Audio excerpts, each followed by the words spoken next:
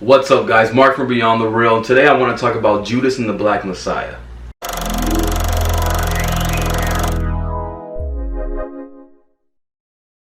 Alright, so Judas and the Black Messiah is starring Daniel. I don't want to say his last name because I feel like I'll butcher it, but he was in Get Out and Black Panther, and we are also starring, these are the two major roles in the film, I believe.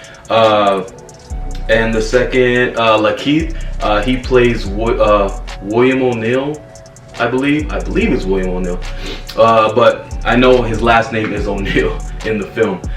We're following this story. This story is about the Black Panthers and how Fred Hampton wanted to bring change, and he wanted to basically expand the party of the Black Panthers, and he wanted, I don't think he wanted to overthrow, you know, government. They just wanted, African Americans just wanted equal rights. So they were dealing, this is basically, you know, I think a little after this, well, I think it was after the Civil Rights Movement, because Martin Luther King, he is dead already, and same goes for Malcolm X. So Fred Hampton, he's trying to do the best that he can, but there's a whole bunch of, you know, roadblocks in his way, and one of these roadblocks is O'Neill. O'Neill, we learned from the beginning, he's a nobody at the beginning. He dresses as an FBI agent, and he goes into bars or to other clubs, I'm guessing, and he basically acts like an FBI agent, and he steals people's keys, and then he takes their vehicles. And this final time he gets caught. And once he gets caught, the real FBI agent, and I can remember his name. I can never remember his name. He's in different movies that I see from time to time, but I do know him. He's the bully from Like Mike. I don't know if you guys ever seen that movie. It's a fun movie, but yeah. So this FBI agent, he tells, you know, O'Neill that you can go home, but basically you're going to do something for us. So the whole point of, you know, O'Neill being in the Black Panther group is to take down Fred Hampton from the inside, to be that person, you know, to take him down and to give all the information to the real FBI agents. And I didn't know this, I didn't really look this up, but there were a lot of African American FBI agents during that time. And I'm guessing now that's because there were so many crimes being committed, I guess, by African Americans, and I believe, you know, white cops would use that against them, and they would, you know, just use African Americans as much as they could, I'm guessing. And but yeah, O'Neill, I do feel O'Neill really got, you know, deep into this, and I felt like at times in this film he really wanted to be, you know, truly a part of this party.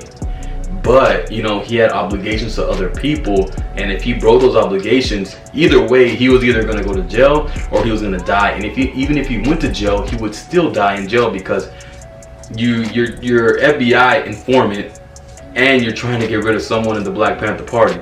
So it's something that you can't do. And O'Neill, once he was deep into it, he couldn't get out of it. Even, you know, with close people dying, he was seeing all these really hearing. He didn't really see a lot of these deaths that happened to the important other you know, role-playing characters in the film.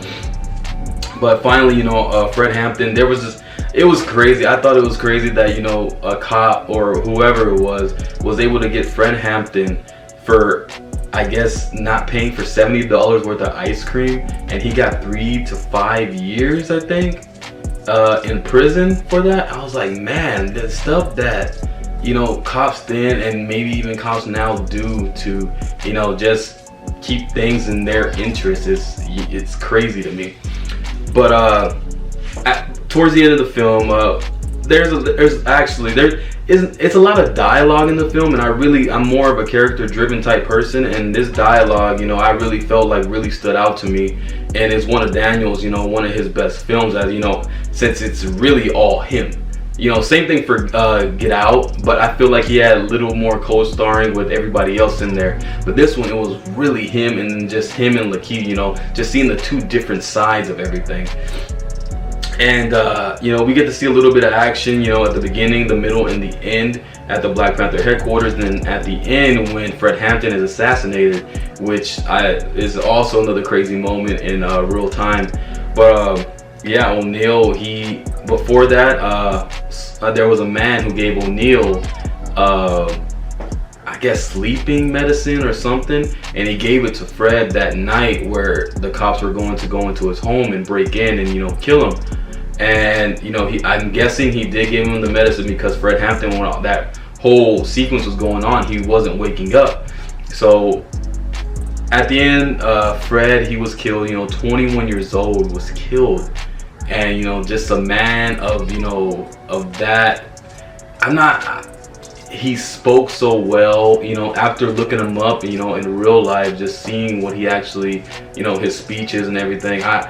Man, at 21 years old, dying the way that he died, it's crazy. But this film really, captured, what happened back then. And I'm glad I was able to actually see this.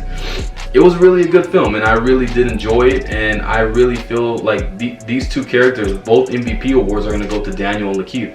Both of them, because they really stood out. Lakeith, for some reason, he always has those crying eyes, and it looks like it. I don't know why, but this film, it really fitted. And then Daniel, he's awesome. I can't really say nothing else. The film is awesome. It really depicted what happened back then. It was a true story. We got to see an interview with the actual William O'Neal at the end of the film, and he actually committed suicide after he told the truth about everything, which is crazy also. But the film overall, just seeing how the Black Panthers were rising, and then where they were at the end, and just seeing all the different groups trying to come together to fight adversity, trying to gain equality. It's crazy, guys. It's crazy, but it's a really good film. I really recommend you guys go and check this out. It's on HBO Max. So yeah, guys, that's my review for Judas and the Black Messiah. Make sure you subscribe, make sure you hit that like button, and come back and check back for more.